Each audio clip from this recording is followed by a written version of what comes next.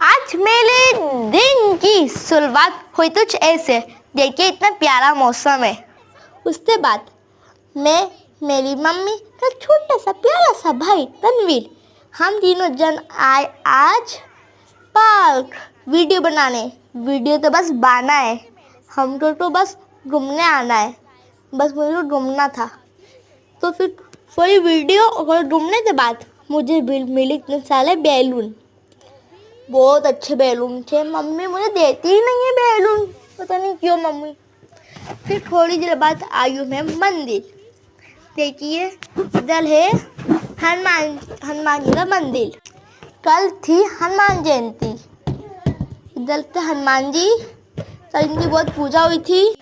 उसके पास ही हमारे पिंड से राम जी, हनुमान जी, सीता जी सब भगवान जी थे।